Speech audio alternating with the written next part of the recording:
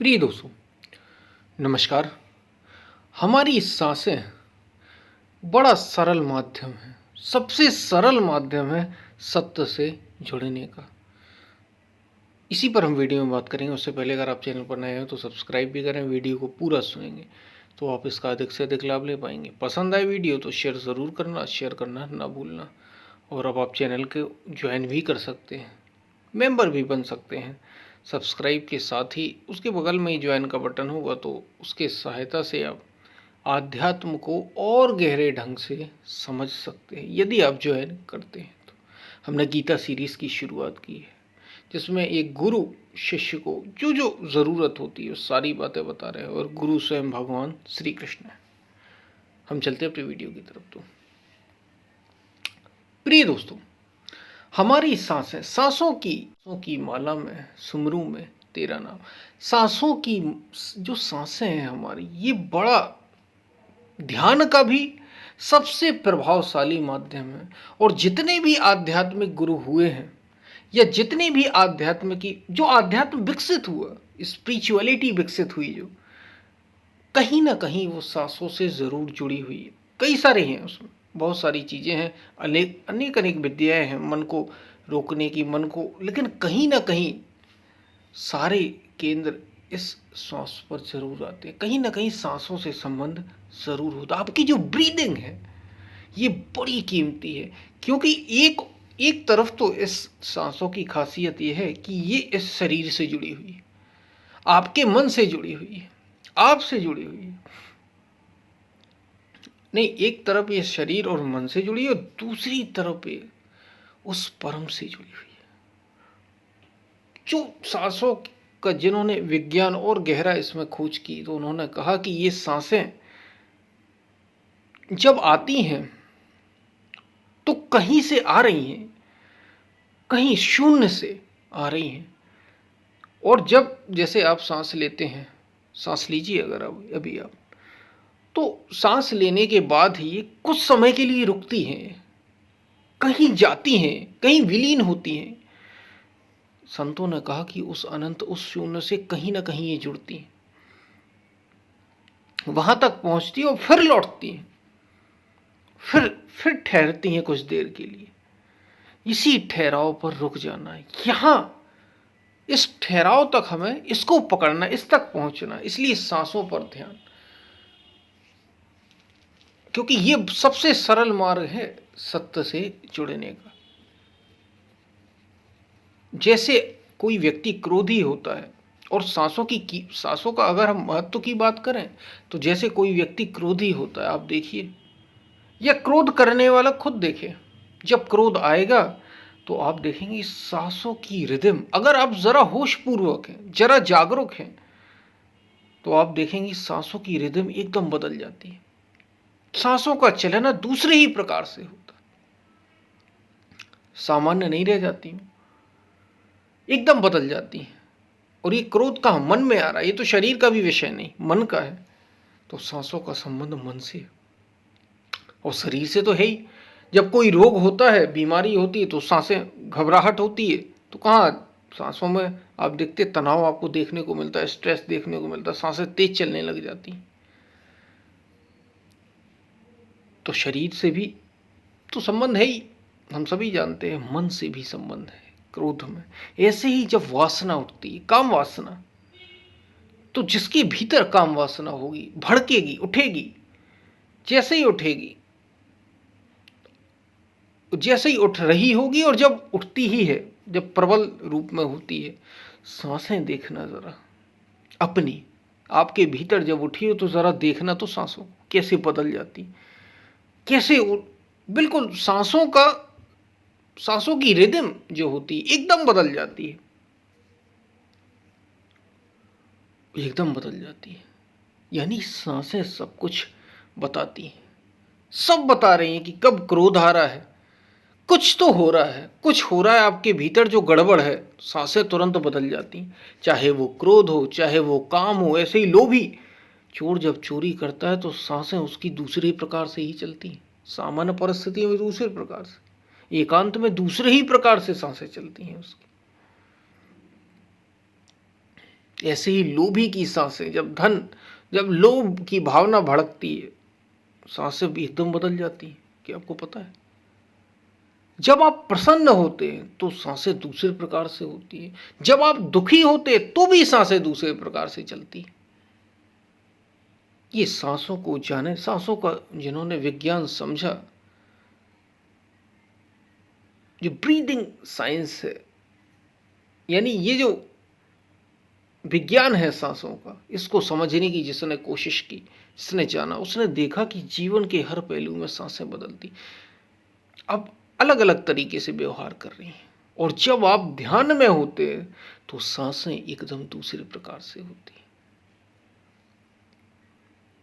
जो ध्यानशील, जैसे महापुरुष, अगर हम किसी योगी की बात करें, जो सत्य को जान चुके हैं, सत्य को पहुंच चुके हैं, उस तक, सत्य तक, सत्य को स्पर्श किया जिन्होंने, उनकी सांसें अगर आप देखिए बहुत धीमी होती हैं, एकदम धीमी, बहुत कंट्रोल में, बहुत नियंत्रित, शायद मिनट में 2 3 4 सांसें, बहुत। और जब वो अपने स्वरूप के ध्यान में होते हैं, सुमरन में होते हैं, तब तो सांसें बिल्कुल नगण्य सी होती हैं।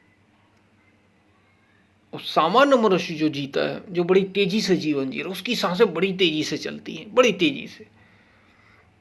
और जितनी तेजी से सांसें चल रही हैं, उतनी जल्दी जब जीवन खत्म हो रहा है। इसलिए जो ध्यानशील होता है, जो ध्यान करता है, उसकी सांसें सहज धीमी होती हैं। ठहराव होता है जीवन में एक, जिसकी सांसें उस जितने नियंत्रण में होंगी, उसके जीवन में उतनी शांति, उतना आनंद हो। जब सांसें तेज होती हैं तो तनाव होता है, अशांति होती है, डिप्रेशन इसको हम कहते हैं, वो होता है, एंजाइटी, डिप्रेशन, ये सारी समस्याएं सांसें बताती हैं आपकी।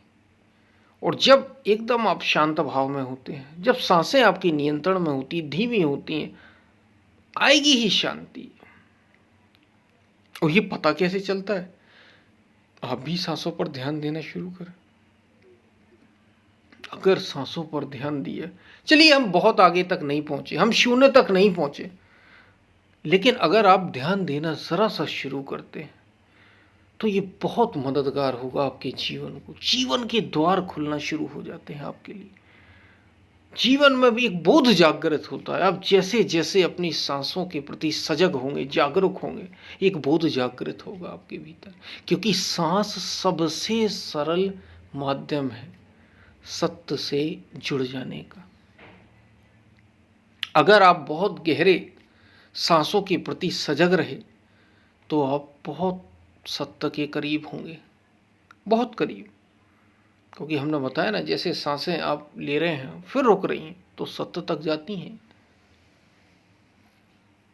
उस अनंत तक, उस शून्य तक, उस परम तक उसको स्पर्श करती है, वो फिर लौटती है, फिर स्पर्श करती हैं, फिर आती हैं, फिर जाती हैं, फिर आती है, आती जाती सांस।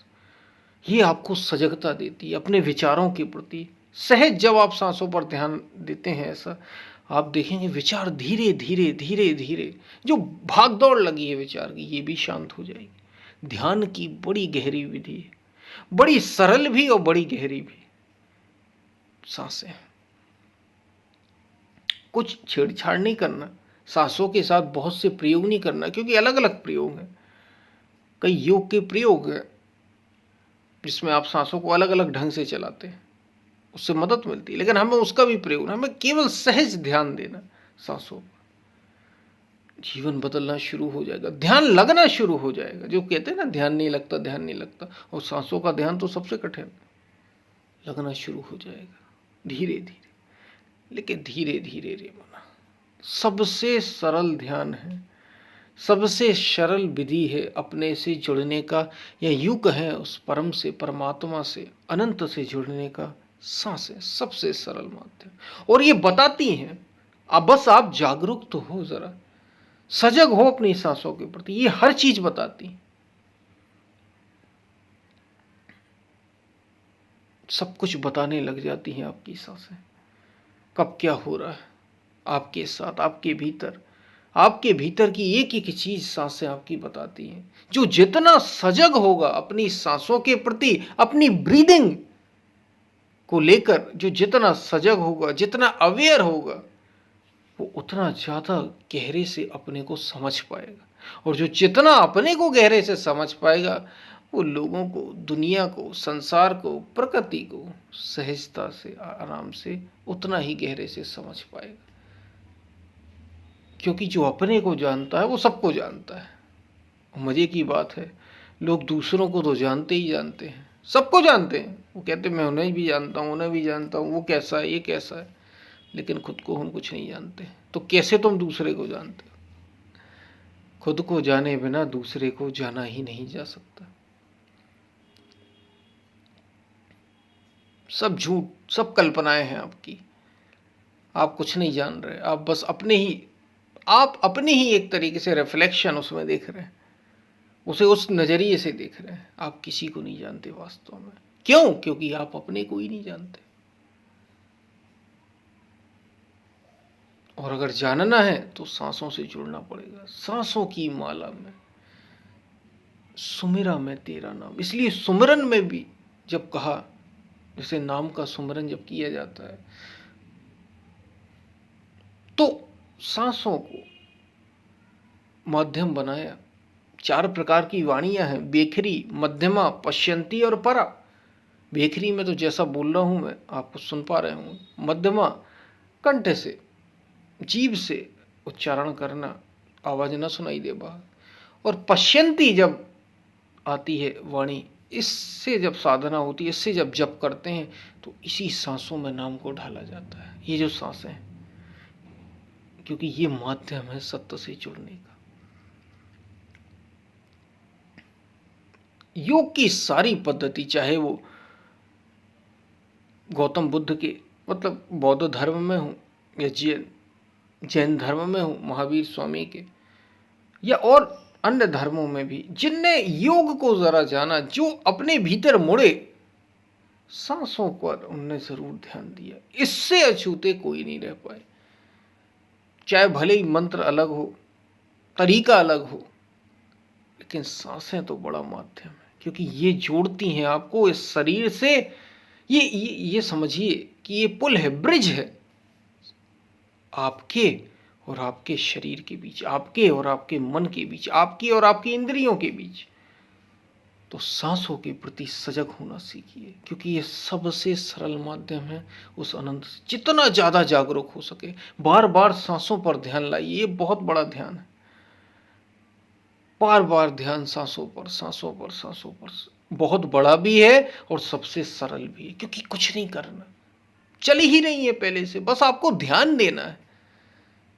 चलाना नहीं है आपको सांसों को। चलाने में तो जैसे वो चलाते ना, हैंड पंप होता है जो पानी का, मेहनत लगती, ताकत लगती भाई हाथ पैर चलाने। इसमें तो तुम्हें कुछ नहीं करना, केवल ध्यान बस देना है, केवल ध्यान लगाना है सांसों पर।